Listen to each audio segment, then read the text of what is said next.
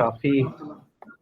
मेरे लिए काफ़ी सादत की बात है कि अल जामिया इस्लामिया के साथ इंटरेक्शन का मौका फिर से मिल रहा है। अच्छा तो ये होता कि कोई ऐसी सूरत निकलती है आप लोगों से, तो वहाँ आके ऐसे अहम मौजू पे कुछ गुफ्तगू हो पाती। बहरहाल ऑनलाइन मोड में ही सही, मैं उम्मीद करता हूँ कि हम लोगों की जो गुफ्तगू है, आप लोगों ने जो मेयार तैयार किया है और हम लोगों के सामने रखा है इस तरह के मौज़ूआत को उठाने का, तो इंशाल्लाह आप लोग इस पे कुछ कंस्ट्रक्टिव काम आगे जाके करेंगे और उसी की तरफ इस गुफ्तगू को ले जाने की भी हम लोग कोशिश करेंगे इंशाल्लाह।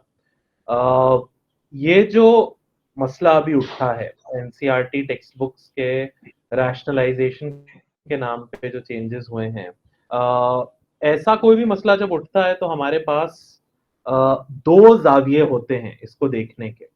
पहला जाविया ये कि इसका फिक्री और आइडियोलॉजिकल बैकग्राउंड क्या है, इसका पस मंजर क्या है जिसमें के इस ब्रॉड पॉलिसी को लाया जा रहा है, वो एक जाविया होता है। दूसरा जाविया अभी हाल में जो कदम उठाया गया है, जो डिसीजन लिया गया है, उसके स्पेसिफिक कॉन्टोर्स क्या हैं, उसका शेप क्या है वो, और उसका इफेक्ट क्या होने वाला है, और जिस तरह से उसे किया गया है,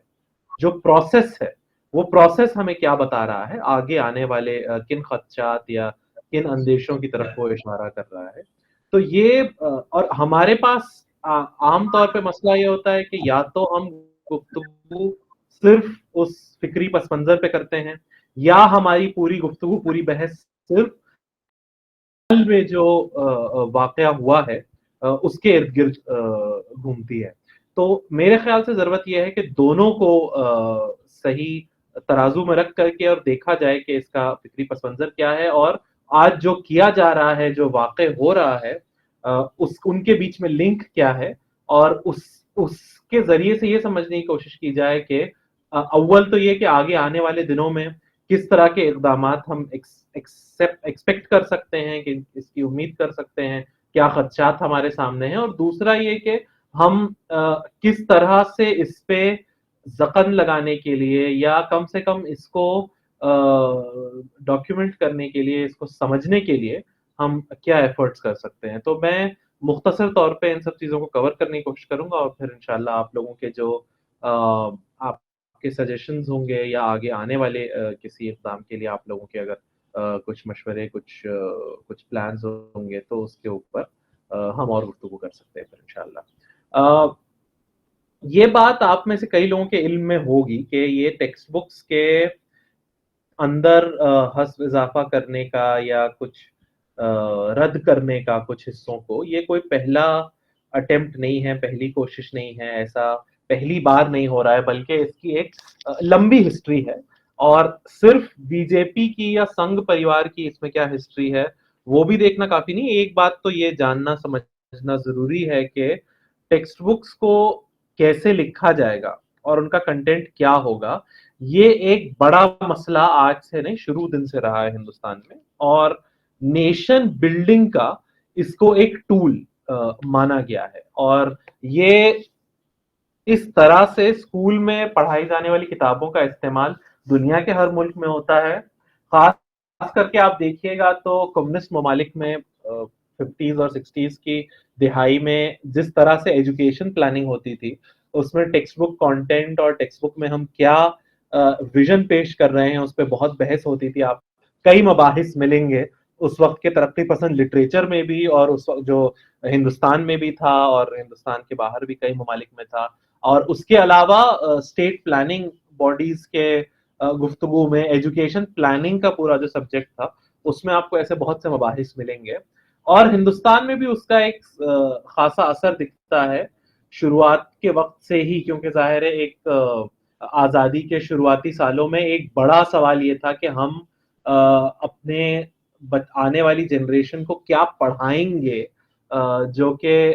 नेशन बिल्डिंग में मदद करे, उसको प्रायोरिटी दी गई। खास करके जो कॉलोनियल लेगेसी थी सिलेबस की, एजुकेशन सिस्टम की, उसको खत्म कैसे किया जाए। तो उसमें सबसे पहली और सबसे ऑब्वियस चीज जिस पे बहस शुरू हुई, जिस पे बात शुरू हुई, वो हमारे सिलेबस था और हमारी टेक्स्ट बुक्स का, सिलेबस से भी ज्यादा हमारे टेक्स्ट बुक्स का कंटेंट, जिसके ऊपर के बहुत सारी बहस हुई। और उस वक्त ये समझा गया कि जो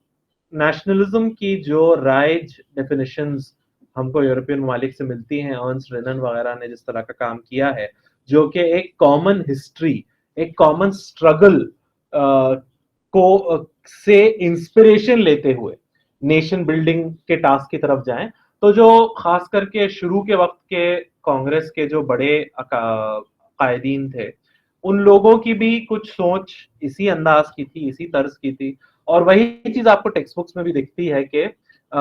एक हिस्ट्री को जिस तरह से पढ़ाया जाता है, उसमें एक कोशिश की जाती है कि कॉमन स्ट्रगल, और उस कॉमन स्ट्रगल को आइडेंटिफाई किया गया खास करके मॉडर्न इंडियन हिस्ट्री, जो कि कंपलसरी 10 तक अगर आपको मैट्रिक का एग्जाम पास करना है तो कंपलसरी जो थे सब्जेक्ट्स, जिसमें मॉडर्न इंडियन हिस्ट्री बहुत इंपॉर्टेंट था, उसमें फिर इंडिपेंडेंस स्ट्रगल में सारे कम्युनिटीज ने मिलकर क्या रोल अदा किया वगैरह वगैरह, एक खास नैरेटिव बांधा गया। कोई भी नैरेटिव जब सरकार की तरफ से बांधा जाता है, उसकी नीयत सही हो या गलत हो, वो एक नैरेटिव ही होता है, उसमें आप हिस्टोरिकल ट्रुथ पूरी तरह नहीं ढूंढ सकते। लेकिन आप देखिएगा टुवर्ड्स द 80s जब पहली एक बड़ा चेंज आया, नेशनल करिकुलम फ्रेमवर्क बनाया गया, तो उस वक्त एक दो जनरेशन गुजर चुकी थी आजादी के बाद से, और थोड़ा क्रिटिकलिटी, थोड़ा नए तरह की चीजें, नए तरह के पर्सपेक्टिव्स उस वक्त दुनिया में भी हिस्ट्री को लेके, एजुकेशन को लेके, पेडागोजी को लेकर के बहुत से नए नए चेंजेस हो रहे थे, उनको रिफ्लेक्ट करने की कोशिश की गई। मैं बहुत तवील डिटेल में नहीं जाऊंगा क्योंकि आज वो ये एजुकेशनिस्ट की मीटिंग नहीं है, हम क्योंकि स्टूडेंट से बात कर रहे हैं, तो तवील बहुत डेप्थ में जाए बगैर, नेशनल करिकुलम फ्रेमवर्क 1985-86 के अराउंड जो आया, उसने एक बड़ा चेंज किया। अलग तर्ज पे कई सारे टेक्स्ट बुक्स आए, खास करके जो इंपॉर्टेंट समझा जाता है हिस्ट्री, पॉलिटिकल साइंस और सोशल साइंसेस के सब्जेक्ट जो नेशन बिल्डिंग वगैरह के लिए इंपॉर्टेंट समझे जाते हैं, उनके ऊपर एक फोकस आया। प्लस ओवरऑल एजुकेशन में एक चेंज लाने की बात की जाने लगी कि जो आईटी रेवोल्यूशन आने वाला है, कंप्यूटराइजेशन का दौर है, उसको मीट करने के लिए हम लोग वेल इक्विप्ड हों। और इंग्लिश लैंग्वेज के प्रेवलेंस की वजह से और इंजीनियरिंग कॉलेजेस के प्रेवलेंस की वजह से 90s और 2000s में आपने देखा कि इंडिया में एजुकेशन सिस्टम से डायरेक्टली कनेक्टेड एक बूम आया, एक आईटी बूम आया लिबरलाइजेशन के बाद, जिसने कि एक आज तक जो हिंदुस्तान की जो ग्रोथ स्टोरी है, उसका एक इंपॉर्टेंट कोना, वो एक इंपॉर्टेंट फैक्टर, एक इंपॉर्टेंट स्तंभ आप कह सकते हैं, वो पूरा हमारा फोकस टेक्निकल प्रोफेशनल एजुकेशन और इंग्लिश पे जो मिला करके था, उसकी वजह से ग्लोबली हम लोग ये कर पाए। मैं बहुत सारी चीजों को स्किप करके बहुत ब्रीफली ये बता रहा हूँ, लेकिन वो एक बहरहाल एक सोची समझी प्रायोरिटी थी, जिसके तहत कुछ एजुकेशन सिस्टम में एक खास तरह के सिलेबस, खास तरह के लर्निंग मेथड्स पे फोकस किया गया और कुछ रिजल्ट को निकाला गया। उसका अपने क्रिटिसिज्म है, हम लोगों ने भी किया है, एसआईओ की तरफ से भी बहुत सारे लोगों ने बहुत मेहनत की है, बहुत सारा काम किया है, खास करके लेफ्ट के तरफ से इन इश्यूज पे बहुत डिटेल्ड काम हुए हैं। आप लोग जो एजुकेशन के फील्ड से हैं वो ये जानते होंगे। बहरहाल हमारे मौजूदा बहस के लिए जो इम्पोर्टेंट मोड़ आता है वो 1998 के बाद, जब पहली बीजेपी गवर्नमेंट आई, पहली बार एक बीजेपी लेड गवर्नमेंट सेंटर में आई, जिसने पहले 98 से 99 एक साल वो सरकार गिरने के बाद पहली बार 5 साल किसी नॉन कांग्रेस गवर्नमेंट ने पूरे किए। उस वक्त टेक्स्ट बुक्स का रिवीजन का पहला आप देखिएगा एक नेशनल पुश शुरू हुआ, और उस वक्त हिस्ट्री की टेक्स्ट बुक्स को सबसे ज्यादा इसका निशाना बनाया गया। हिस्ट्री की टेक्स्ट बुक्स में खास करके जो Mughal architecture, Mughal art, Mughal conquest से कहीं ज्यादा आर्ट, आर्किटेक्चर, इस तरह की चीजों के मिडिवल हिस्ट्री में सबसे ज्यादा फोकस किया गया चेंजेस लाने पे। प्लस एंशिएंट हिस्ट्री में कुछ एस्पेक्ट्स को बढ़ा चढ़ा के या कुछ एस्पेक्ट्स पे फोकस बढ़ाना, जो आर्यन इन्वेजन का आइडिया था उसकी जगह कुछ दूसरे आइडियाज को लेकर के आना, हिस्ट्री को प्राइमरीली फोकस करके कुछ मेजर चेंजेस किए गए टेक्स्ट बुक्स में एनसीईआरटी के। उस पर काफी हंगामा भी हुआ। 2004 में जब सरकार गई बीजेपी की और एक नई कांग्रेस गवर्नमेंट आई, तो एक कॉम्प्रिहेंसिव रिव्यू हुआ। 2005 में एक नया नेशनल करिकुलम फ्रेमवर्क तैयार हुआ। उस नेशनल करिकुलम फ्रेमवर्क में इन इश्यूज पे आने से पहले सबसे पहले स्ट्रेस ये दिया गया कि अभी तक हम लोगों ने जो रोट लर्निंग, और टेक्निकल एक्सपर्टीज के ऊपर जो फोकस किया है उसकी जगह फिर कंसेप्चुअल लर्निंग, कॉन्सेप्ट समझना, तो एक पेडागोजिकल चेंज हमारे पूरे करिकुलम फ्रेमवर्क में आया। उसी चेंज में पॉलिटिकल साइंस, सोशियोलॉजी, हिस्ट्री ऐसे सब्जेक्ट्स में बड़े चेंजेस किए गए। और जो टेक्स्ट बुक्स आई, अगर आप 2006 में जो नए नेशनल करिकुलम फ्रेमवर्क के हिसाब से जो खास करके हिस्ट्री और पॉलिटिकल साइंस की टेक्स्ट बुक्स पब्लिश हुई 9th और 10th, 11th, 12th की, 9th 10th की अगर आप देख लें तो एक बहुत ही रिमार्केबल चेंज था। ना सिर्फ बीजेपी गवर्नमेंट के दौर में जो चेंजेस हुए थे उसको रिवर्स करते हुए, बल्कि इससे पहले की कांग्रेस गवर्नमेंट्स ने भी जिन चीजों को इग्नोर किया था, आपको मैं कुछ एग्जांपल्स देके अगर बताऊं तो हिस्ट्री की टेक्स्ट बुक्स में आमतौर पे हिस्ट्री हमको ऐसे ही पढ़ाई जाती है, मॉडर्न इंडियन हिस्ट्री के वो कांग्रेस के अलग अलग सेशंस की हिस्ट्री पढ़ाई जाती है। मॉडर्न इंडियन हिस्ट्री के पूरे आउटलुक को चेंज किया गया, अदर फैक्टर्स, कांग्रेस के अलावा कौन से इंपॉर्टेंट प्लेयर्स थे उनके ऊपर फोकस डालना शुरू किया। और सबसे बड़ा चेंज पॉलिटिकल साइंस की टेक्स्ट बुक्स में हुआ, जहां पे ना सिर्फ हमारे political system, constitution, constitutional rights की बात हुई, बल्कि इंडिया की, इंडिपेंडेंट इंडिया की पॉलिटिकल हिस्ट्री क्या है उसका भी एक ब्रीफ आउटलुक दिया गया। इमरजेंसी, कांग्रेस गवर्नमेंट थी लेकिन उसके बावजूद इमरजेंसी का दौर क्या था, उस वक्त किस तरह के रिप्रेशन हुए, क्या क्रैकडाउन हुआ, उसके ऊपर काफी डिटेल में 2006 में जो टेक्स्ट बुक्स आई उसके ऊपर बातचीत हुई। Freedom of speech, expression, assembly, in ideas को बहुत डिटेल में एक्सप्लोर किया गया। तो it was in many senses a revolutionary change. आपके मतलब उसमें बहुत सारा क्रिटिक उसका तब भी हो सकता है, लेकिन प्राइमरीली पॉलिटिकल साइंस को या सिविक्स जिसको पहले कहते थे, पॉलिटिकल साइंस को एक इंटरेस्टिंग सब्जेक्ट और एक ऐसा सब्जेक्ट जिसको पढ़ के आप अवेयर हो सकते हैं कि इंडिपेंडेंट इंडिया की हिस्ट्री क्या है और हमारे क्या मेन पॉलिटिकल मसाइल हैं जो हमेशा फेडरलिज्म को लेकर के, सेंटर के पावर्स को लेकर के, सेंट्रल गवर्नमेंट किस तरह से फ्रीडम ऑफ स्पीच और एक्सप्रेशन को कर्व करती है, उस तरह के ऐसे मुद्दे और कंसेप्चुअली कुछ कॉन्स्टिट्यूशनल वैल्यूज को स्टूडेंट्स में इंस्टिल करने की एक कोशिश। तो वो टेक्स्ट बुक्स की काफी सारे पॉजिटिव एस्पेक्ट्स हैं जिसपे बात हो सकती है। आज जो चेंजेस हुए हैं वो उन्हीं टेक्स्ट बुक्स में, उसी 2006 में जो पब्लिकेशंस हुए उन्हीं में कुछ रद्दोबदल करके कुछ चेंजेस किए गए हैं। हम उन चेंजेस पे आते हैं, लेकिन ये 2006 से 2023 का जो वक्फा है जिसमें से कि 10 साल बीजेपी की हुकूमत नहीं रही से मरकज में, लेकिन फिर हुकूमत आई, उसके बाद से एक नई एजुकेशन पॉलिसी आई, बहुत सारे चेंजेस हुए। हम लोगों का टेक्स्ट बुक्स के ऊपर जो फोकस है वो एक्चुअली धुंधला पड़ गया। क्योंकि एनसीईआरटी ने कुछ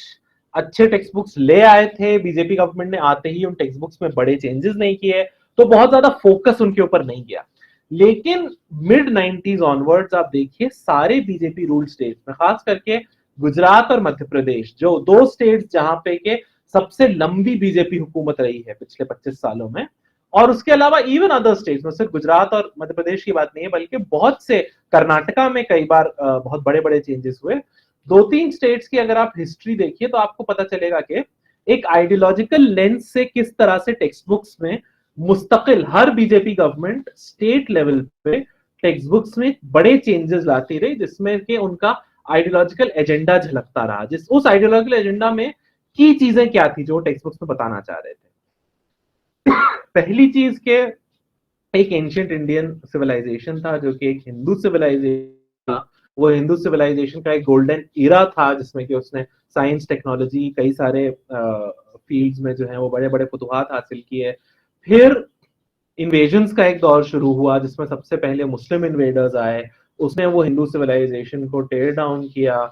जो प्रोग्रेस हुई थी उसको खत्म कर दिया अपने कंजर्वेटिज्म से और अपनी तंग नजरी से, और समाज में बहुत सारे नेगेटिव चेंजेस वाकई हुए। कास्ट सिस्टम का जस्टिफिकेशन के ये डिवीजन ऑफ लेबर था और एक्चुअली कोई डिस्क्रिमिनेटरी सिस्टम नहीं था। मुस्लिम इन्वेडर्स के आने के बाद फिर क्रिश्चियन इन्वेडर्स आए जो कि अंग्रेज हैं। क्रिश्चियन इन्वेडर्स के जाने के बाद फिर किस तरह से हिंदुस्तान में, तो एक लार्जर जो आइडियोलॉजिकल फ्रेम है बीजेपी का कि पिछले 1000-1200 सालों से हिंदुस्तान में हिंदू हुकूमत नहीं रही है, और हिंदू हुकूमत क्यों नहीं रही है, उसके क्या फैक्टर्स हैं, हिस्ट्री को इस तरीके से प्रेजेंट करना, ये एक टेक्स्ट बुक्स में आपको अक्रॉस द बोर्ड गुजरात में, महाराष्ट्र में कई ऐसे चेंजेस मिल जाएंगे, कई सारे टेक्स्ट बुक्स में हिस्ट्री में, जिसमें कि इस तरह के एस्पेक्ट्स आए हैं और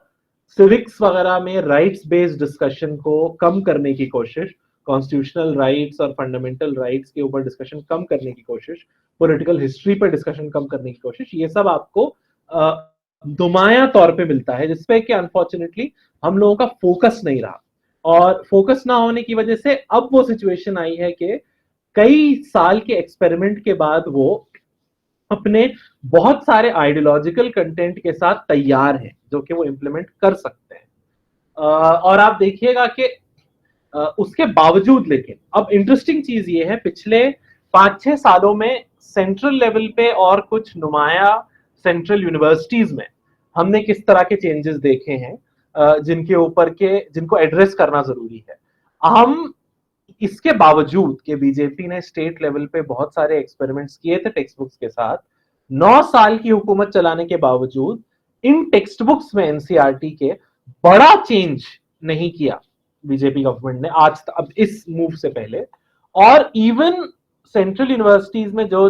मेजर चेंजेस किए गए, उसमें ज्यादा फोकस सब्जेक्ट्स को ड्रॉप करने पे था। कुछ नए सब्जेक्ट्स इंट्रोड्यूस हुए, वैदिक स्टडीज वगैरह का और वैदिक साइंसेस के नाम पे बहुत सारी चीजें आई, वो एक्सपेक्टेड था। लेकिन जो लार्ज स्केल चेंजेस एक्सपेक्टेड थे वो उस तर्ज पे नहीं हुए जैसा हम सोच रहे थे।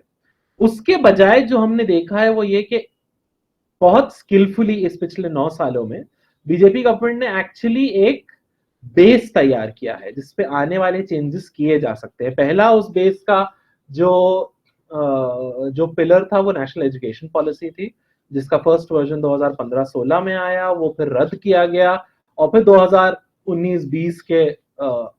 अरसे में फिर एक फाइनल न्यू एजुकेशन पॉलिसी को शेप दे करके लाया गया, और नेशनल एजुकेशन पॉलिसी को, जिसके तहत फोकस जो है अब शिफ्ट हो रहा है टेक्निकल एजुकेशन पे, और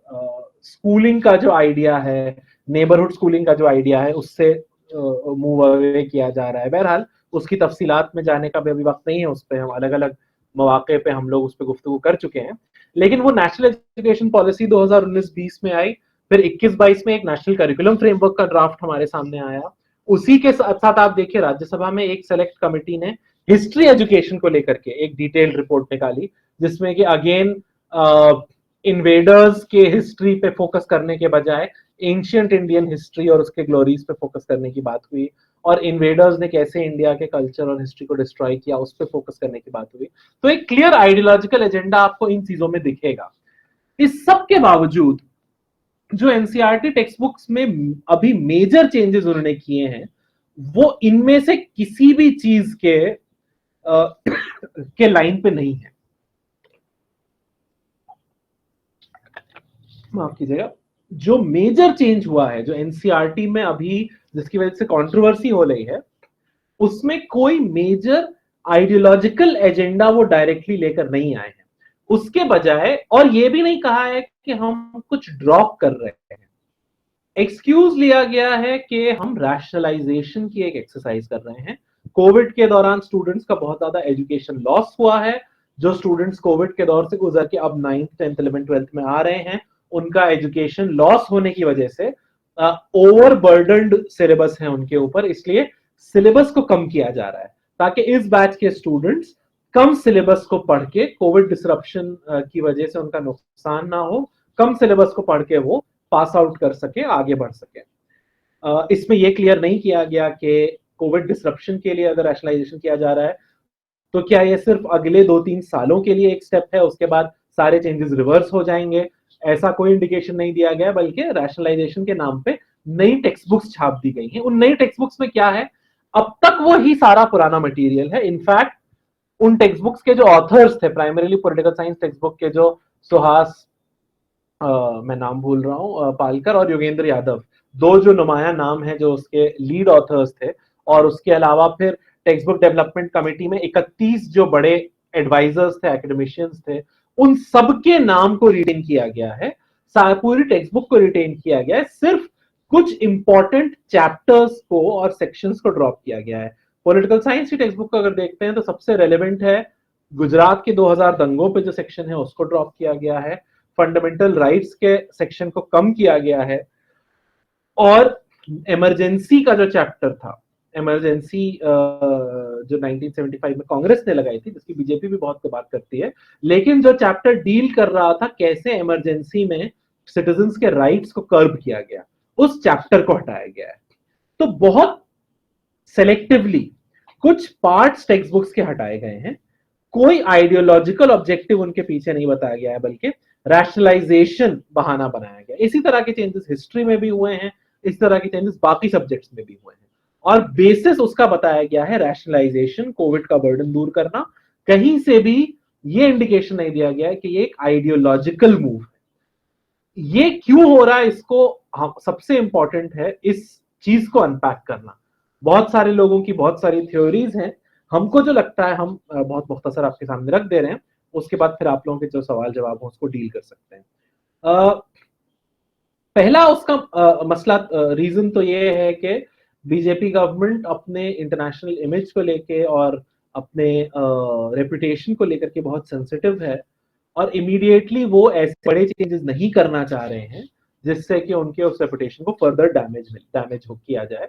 इसीलिए वो ऐसे जिस कर रहे हैं रैशनलाइजेशन के नाम पे, कोविड बर्डन दूर करने के नाम पे, जिन पे कि ज्यादा हंगामा ना हो सके। ये पहला रीजन लगता है। दूसरा कनेक्टेड रीजन ये है कि जो मेजर चेंजेस वो आइडियोलॉजिकल लाइंस पे करना चाहते हैं, उसकी उनकी वैसी तैयारी नहीं है जो हम सोचते हैं। स्टेट गवर्नमेंट्स ने जो चेंजेस किए हैं टेक्स्ट बुक्स में, उनको वाइडली क्रिटिसाइज किया गया है, एकेडमिक दुनिया में उनका बहुत मजाक भी उड़ाया गया है। जिस रिगर और जिस स्टैंडर्ड पे टेक्स्ट बुक्स को होना चाहिए एनसीईआरटी के, उस रिगर और स्टैंडर्ड पे उनकी आइडियोलॉजिकल प्रिपेयर्डनेस अभी भी नहीं है। ये एक बहुत बड़ा रीजन लगता है, एंड उनके पास वो लोग नहीं है फिलहाल जो उस लेवल पे इन टेक्स्ट बुक्स को पूरी तरह रिवाइज कर सके।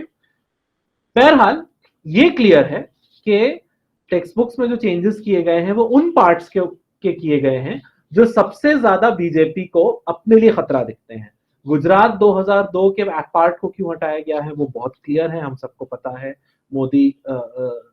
नरेंद्र मोदी की ही सरकार थी गुजरात में उस वक्त, और वो उनके रेपुटेशन पे सबसे बड़ा धब्बा है जिसको लेकर के वो बहुत ज्यादा सेंसिटिव है। अलग अलग मौके पे हम ये देख चुके हैं, तो टेक्स्ट बुक से उसे क्यों हटाया गया है वो समझ में आता है। इमरजेंसी के ऊपर इंटरेस्टिंग सबसे एस्पेक्ट ये था कि, और मेरे ख्याल से सबसे मानाखेज जो मूव था, हालांकि हिस्ट्री में भी बहुत से चेंजेस हुए हैं, बहुत कुछ ड्रॉप किया है, मैथ्स में बहुत सारी चीजें ड्रॉप की हैं, उन सब पे बात होनी चाहिए, लेकिन मुझे जो सबसे मानाखेज लगा वो इमरजेंसी का जो चैप्टर उन्होंने ड्रॉप किया है, जिसकी सबसे बड़ी वजह लगती है कि इमरजेंसी के दौरान जो चेंजेस किए गए थे, जो मूव्स थे, जिनको कि उस टेक्स्ट बुक में डिस्कस किया है, अगर कोई स्टूडेंट ईमानदारी से उन चीजों को पढ़ता है, और टेक्स्ट बुक में क्लियरली बताया गया है कि कैसे वो मूव्स कॉन्स्टिट्यूशनल राइट्स और फंडामेंटल राइट्स के खिलाफ थे, उनके क्या नुकसानात हुए, क्यों वो गलत था, उसके खिलाफ कैसे सिटीजन्स ने फाइट बैक किया और इमरजेंसी को रोल बैक करना पड़ा। अगर इन चीजों को ईमानदारी से पढ़ाया जाता है तो कोई भी स्टूडेंट जो ईमानदारी से पढ़ रहा है, पढ़ रही है, उसे ये समझ में आएगा कि आज वो ये पैरल जरूर ड्रॉ करने की कोशिश करेंगे कि आज जो हो रहा है और तब जो हो रहा था उसमें बहुत सारी सिमिलैरिटीज हैं। जो लैंग्वेज आज यूज की जा रही है और जो लैंग्वेज 75-77 में यूज की गई थी, उसमें बहुत सारी सिमिलैरिटीज हैं। वो सिमिलैरिटीज पे लोग ज्यादा ना सोचें, उस पर ज्यादा क्रिटिकली इंगेज ना करें, ये एक बहुत क्लियर इसमें एम दिखता है। और उसी से आप फिर एक्सट्रैपोलेट कर सकते हैं कि आज के जो चेंजेस हुए हैं, जो इस साल से टेक्स्ट बुक्स में वाकई हुए हैं जो चेंजेस, वो गो के वो ऐसे नहीं है कि वो उनके कोर आइडियोलॉजिकल इश्यूज से रिलेटेड हो, लेकिन उस तरह के हैं जो उनके इमीडिएट पॉलिटिकल नीड्स के लिए इंपॉर्टेंट है, जो इस सरकार के पॉलिटिकल इंपेरेटिव्स हैं उनके लिए बहुत इंपॉर्टेंट है कि स्टूडेंट्स के अंदर जो एक क्रिटिकल तबका पैदा होता है, तैयार होता है, उसको स्कूल एज से कैसे कंट्रोल किया जाए, कैसे रोका जाए, और जो सरकार के अभी जो मौजूदा लोग हैं उनके डायरेक्ट क्रिटिसिज्म में जो चीजें कंस्ट्रू की जा सकती हैं, या जो चीजें उनके बहुत सीधे तौर पे उनके खिलाफ जाती हुई दिख सकती हैं, ऐसी चीजों को हटाया गया है। तो ये एक बहुत ही पार्टिसन पॉलिटिकल मूव है, उस तरह का आइडियोलॉजिकल चेंज नहीं है। ये मूव करने के पीछे भी समझ में आता है, या ये जो चेंजेस किए गए हैं, कि एक जमीन को तैयार किया जा रहा है, जमीन को तैयार किया जा रहा है कि ये चेंजेस करके रैशनलाइजेशन के नाम पे 1-2 साल जब ये टेक्स्ट बुक्स चल जाएंगी, जब ये राइज हो जाएंगी, तब जाकर के, तब तक बीजेपी का कैलकुलेशन ये भी है कि उनकी अगली हुकूमत आ चुकी होगी जिसमें कि वो और ज्यादा पावरफुल होंगे। तो ऐसे सिचुएशन में ऑपोजिशन की और कम उनको फिक्र करनी पड़ेगी, और तब जाकर के वो एक नए नेशनल करिकुलम फ्रेमवर्क के तहत जो उनके कोर आइडियोलॉजिकल एजेंडा है उसको टेक्स्ट बुक्स के थ्रू पुश कर पाएंगे। इसमें अपनी गुफ्तगू खत्म करने से पहले मैं कुछ ब्रॉड समरी आपको दे दूं कि कौन से वो बड़े मसाइल हैं जिसकी तरफ हमें देखने की जरूरत है।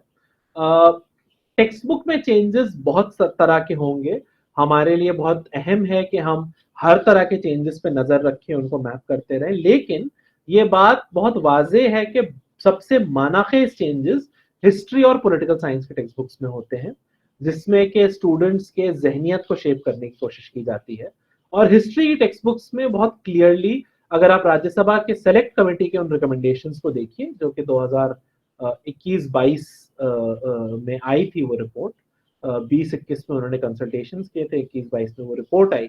तो उसमें बहुत क्लियरली समझ में आता है कि आरएसएस का जो आइडियोलॉजिकल एजेंडा है, जिसमें कि वो ये बोलते हैं कि इंडिया में एक एंशिएंट हिंदू सिविलाइजेशन था, वेव्स ऑफ इन्वेजन्स ने उसको खत्म किया,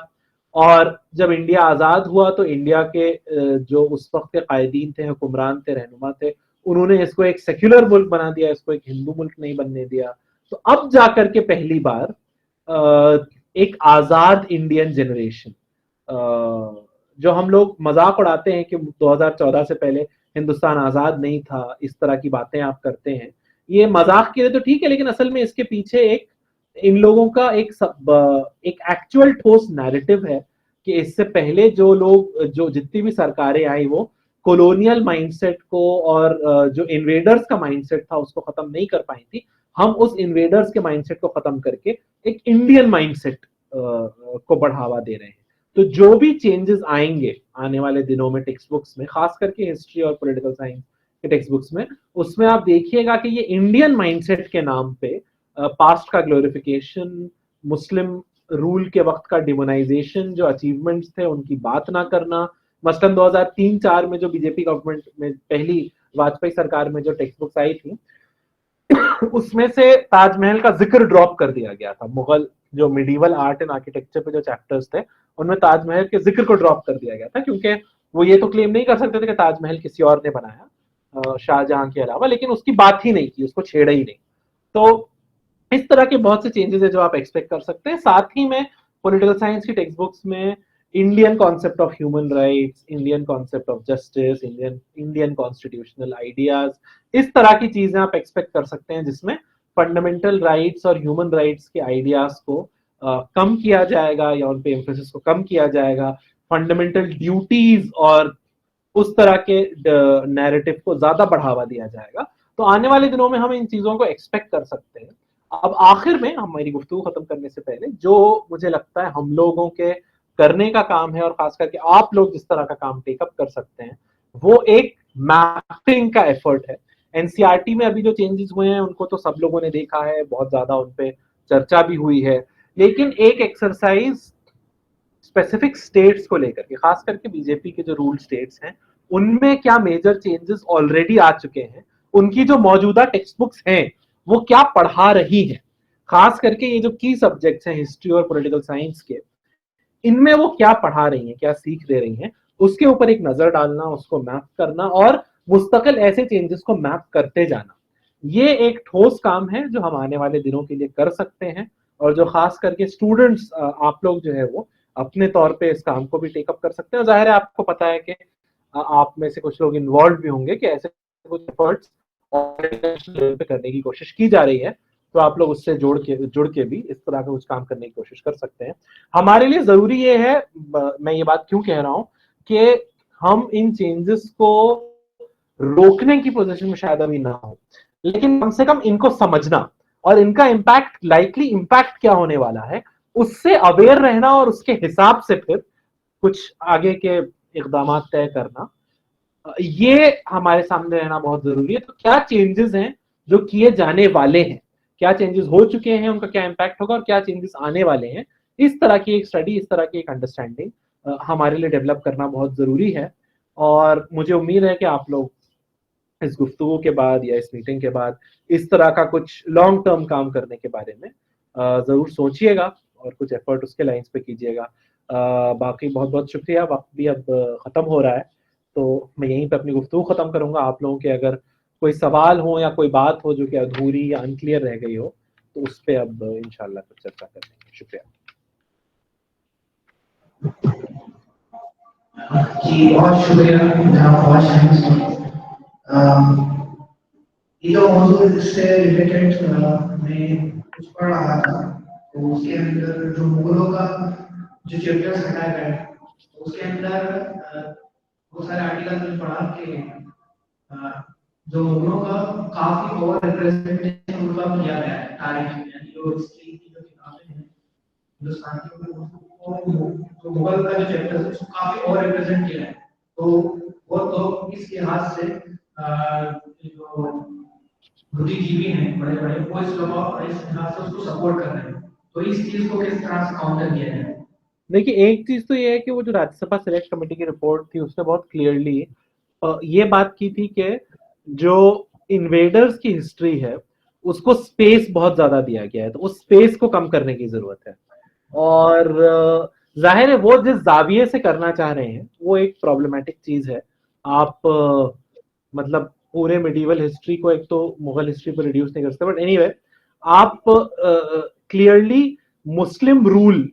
की बात है जो कि आपको गढ़ती है और आप उसको खत्म करना चाह रहे हैं। जाहिर है वो जाविया प्रॉब्लमेटिक है, लेकिन ब्रॉडली आप देखिए हिस्ट्री को पढ़ने का भी जो तरीका है वो अगर आप सिर्फ बादशाहों की हिस्ट्री पढ़िएगा तो जाहिर है वो एक गलत तरीका है हिस्ट्री को पढ़ने का। मगर अगर वो ये कह रहे हैं कि मुगलों की हिस्ट्री को कम करके और एंशियंट इंडियन रूलर्स की हिस्ट्री को बढ़ा दिया जाए, तो ये प्योरली एक आइडियोलॉजिकल चीज है और इससे कोई खास कोई बेनिफिट नहीं होने वाला है उनके खास, सिवाय जो उनका आइडियोलॉजिकल एजेंडा है। हमें इसको काउंटर करते हुए ये नहीं कहना चाहिए कि मुगल हिस्ट्री को वैसे ही रिटेन किया जाए। हमारा काउंटर हमेशा ये होना चाहिए, और आप चाहें तो पढ़ भी सकते हैं, हम लोगों ने एक रिप्रेजेंटेशन वो राज्यसभा के सिलेक्ट कमेटी के लिए तैयार भी किया था हिस्ट्री एजुकेशन पे, आप लोग उसको भी देख सकते हैं, वो सीआरटी के पास होगा वो फाइल। तो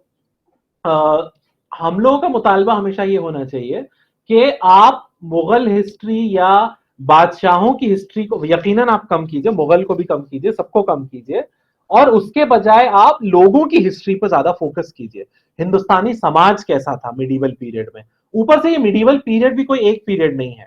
1200 से 1100 ईस्वी से लेकर के 1800 ईस्वी तक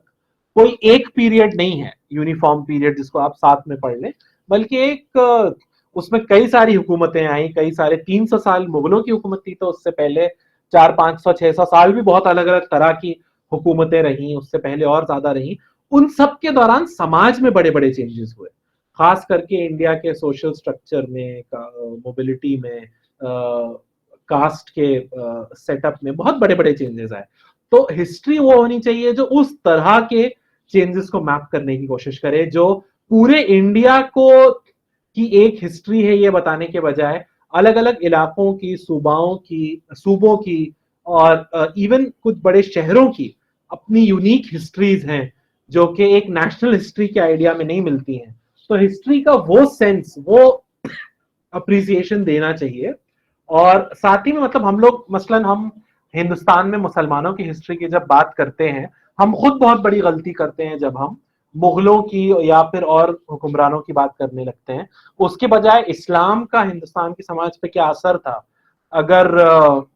उसके ऊपर गुफ्तगू की जाए। मसलन प्रोफेसर ताराचंद की 60s या 70s में एक बहुत मशहूर किताब आई थी, influence of Islam on Indian culture. उस तरह का काम बहुत ही हम लोगों ने के यहाँ खुद, वो बहुत अंडर अप्रिशिएटेड किताब है, उस पर बहुत ज्यादा बहस नहीं होती है, लेकिन वो उस तरह का और काम, और वो तो अगेन वो उनका जाविया जो है वो नेशनल हिस्ट्री था, influence of Islam on Indian culture. लेकिन अगर आप उसको और लोकलाइज करके देखें, हम लोगों का भी जो एफर्ट था हिस्ट्री सीरीज का, जो लोकल हिस्ट्री कॉन्क्लेव्स हम लोगों ने करना शुरू किए थे कि इंडिया के हिस्ट्रीज पे अलग अलग समिट्स हो, लोकल हिस्ट्रीज को उसमें उजागर किया जाए। तो हिस्ट्री को पढ़ने का मुझे लगता है हमें पूरा जाविया बदलना चाहिए, और जब हम बहस भी करते हैं हिस्ट्री पे तो जब वो ये कह रहे हैं मुगल को खत्म करना है, तो हमें ये नहीं कहना चाहिए कि मुगल को रखना है, हमको कहना चाहिए आप बिल्कुल मुगल को हटाइए और आप बादशाहों की हिस्ट्री से हट के लोगों की हिस्ट्री, समाज की हिस्ट्री, समाज में होने वाले चेंजेस की हिस्ट्री, इसके ऊपर ज्यादा फोकस कीजिए और पूरे हिंदुस्तान की हिस्ट्री के बजाय लोकल हिस्ट्रीज और जो अलग अलग डाइवर्सिटी है इस हिस्ट्री की, उसके ऊपर फोकस कीजिए। हमारे लिए कहीं ज्यादा इंपॉर्टेंट है इस तरह का नैरेटिव पेश करना, इस तरह का बयानिया डेवलप करना। जी, उम्मीद है कि आपके सवाल का जवाब मिला होगा।